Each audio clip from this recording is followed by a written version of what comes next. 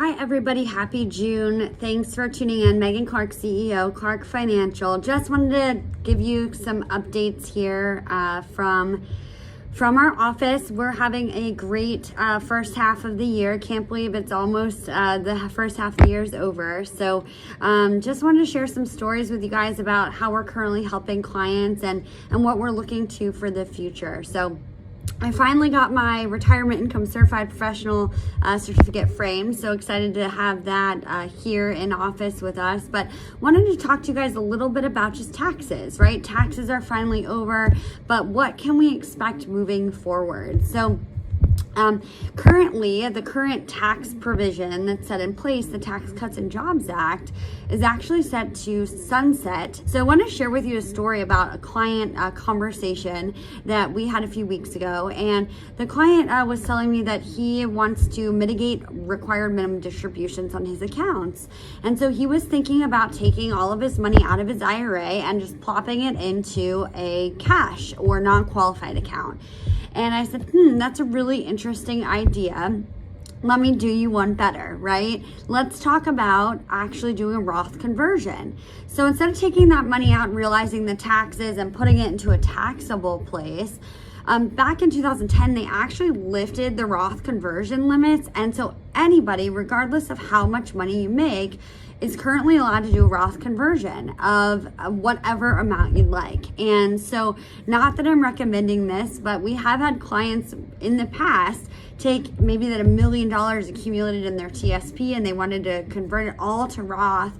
So we moved it to an IRA and helped them do that, the Roth conversion of the entire account. But in this scenario, this client wanted to, instead of putting it into a cash account, wanted to do a conversion. So we went ahead and did that Roth conversion. And so what we did is we took that amount of money that was growing in a tax deferred state that eventually would have to have withdrawals on it that would be taxable at whatever the tax bracket is at that time. And we were able to do a conversion and put that over into a Roth IRA. And the reason why this is so important is because once you pay the taxes, you assume the taxes on that Roth IRA, that money all grows tax-free. And all of the withdrawals are not taxable. And that goes into effect for not only your lifetime, but also for the next generation. So if you guys if anyone's accumulated money inside an IRA and you're thinking about leaving it to the next generation, think about the average time that someone passes away. Typically, their kids are in the highest earning years of their career. And so depending on what the tax brackets are at that time, which is a huge question mark, will just depend on how much money they end up giving out of that IRA account to Uncle Sam. And so, back in the 70s, our top marginal tax rate was at 90%.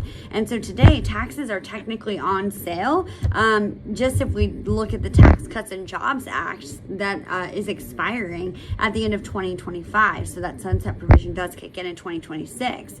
And so if you're interested in kind of seeing what your tax ramifications are moving forward, tax planning is something that we've added here at our firm. And so we're able to actually use the tax planning software. And so if that's something that's interesting to you, definitely reach out to our team. Schedule some time and we'll be able to run that tax planning analysis for you. Again, full disclosure, we're not CPAs, we don't prepare taxes here, but tax planning is a huge part of the financial planning process, and understanding what your tax liability is going to be moving forward is really, really important.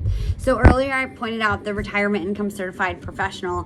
One of the things that we learn about in that course, and so important in what we do for our clients, is understanding the ramifications of the provisional income calculation as well as the IRMA calculation. So provisional income looks at how much of your Social Security benefit is going to be taxed at whatever your ordinary income tax bracket is at that point, or effective tax yield.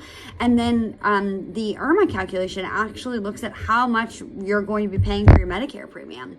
And so Medicare is another big part of the conversation of retirement planning, because that Medicare premium can be a couple $100 or it can be, over $500 per month per person, depending on what those calculations look like. So if those are items that you're unsure of, we'd love to help you kind of look at those numbers and make sure that you have a plan to mitigate any tax risk that we can.